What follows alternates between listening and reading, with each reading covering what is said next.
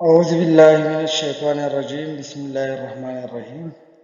السلام علیکم، امید ہے کہ آپ ٹھیک ہوں گے، اللہ آپ کو ٹھیک رکھے۔ میں ہوں اشرف اقبال احساس اور آپ دیکھ رہے ہیں اردو دان۔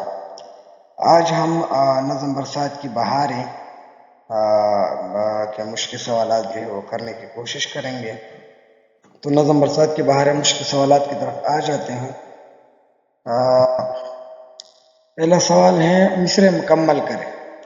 اس ہوا میں کیا کیا برسات کی بہاریں، جس کے نیچے لکیر کھینچی گئی ہیں۔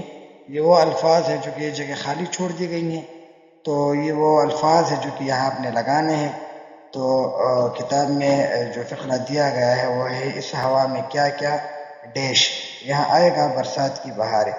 بجلی چمک رہی ہے، بادل چمک رہے ہیں، بجلی چمک رہی ہے، بادل گرج رہے ہیں، یہ ہیں گرج، بادل گرج رہے ہیں۔ غلطی سے چمک لکھا گیا ہے، یہ ہے بادل گرج رہے ہیں۔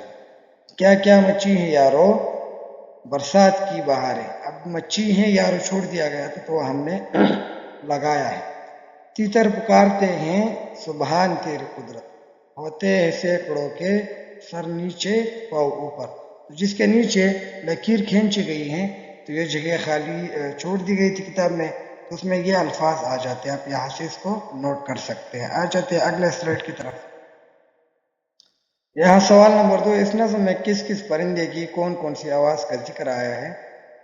تو یہ سوال ہے، جواب ہے، اس نظم میں جن پرندوں اور ان کی آواز کا ذکر آیا ہے وہ یہ ہے۔ کون کون سے ہیں پرندے اور آواز ہے؟ تیتر، سبحان تیری قدرت، بٹیر، بے، قمری، کوکو، پپیہا، پی پی، بگلا، توتو، ہدہد، حق حق، فاختہ، ہو۔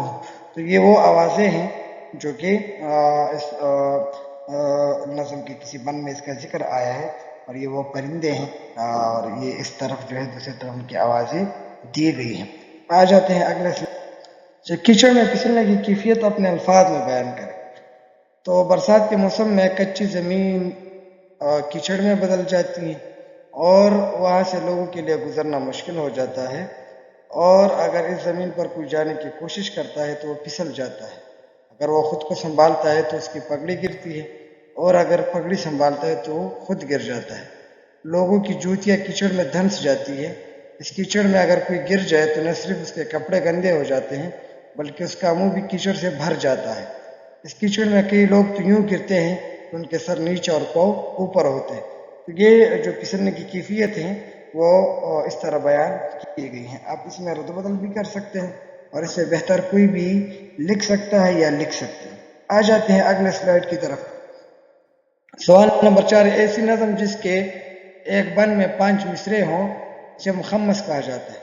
اس نظم کو کیا کہا جاتا ہے جس کے ایک بند میں 6 مصرعے ہو؟ تو اس کو مسدس کہا جاتا ہے۔ تو اس نظم کو پھر مسدس کہا جاتا ہے جس کے ہر بند میں 6 مصرعے ہو۔ اچھا، درست جواب کا انتخاب کریں۔ نذیر اکبر آبادی پیشے کے اعتبار سے ڈیش تھے، تو وہ معلم تھے۔ نذیر اکبر آبادی بنیادی طور پر ڈیش شاعر ہیں، تو ان کو عوامی شاعر کہا جاتا ہے۔ نظم برسات کی بہاریں کس حیت میں لکھی گئی ہیں؟ تو یہ مخمس حیت میں لکھی گئی ہیں۔ اچھا، مرکزی خیال اس نظم کا کیا ہو سکتا ہے؟ اس نظم کا موضوع اصل میں برسات کا موسم اور اس میں ہونے والے واقعات ہیں۔ اس نظم میں جو بات کی گئی ہے وہ برسات کے موسم کے حوالے سے کی گئی ہے، اور اس میں جو واقعات ہوتے ہیں اس حوالے سے بات کی گئی ہے۔ شاعر نے بڑی خوبصورتی سے برسات کے موسم کی اور برسات کے نظاروں کی تصویر کشی کی ہے۔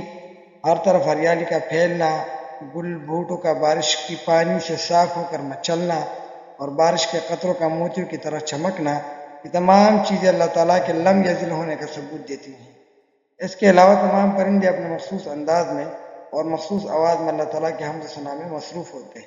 تو مجھے لگا کہ یہ مرکزی خیال ٹھیک ہے، اس سے بہتر کوئی بھی بیان کر سکتا ہے یا کر سکتی ہیں۔ امید ہے کہ تمام چیزیں آپ کو سمجھ آ گئی ہوگی۔ جہاں مسئلہ ہو، جہاں کوئی چیز سمجھ نہ آئی ہو تو آپ کمنٹس میں پوچھ سکتے ہیں۔ تب تک اللہ بامان، خدا آباد سے۔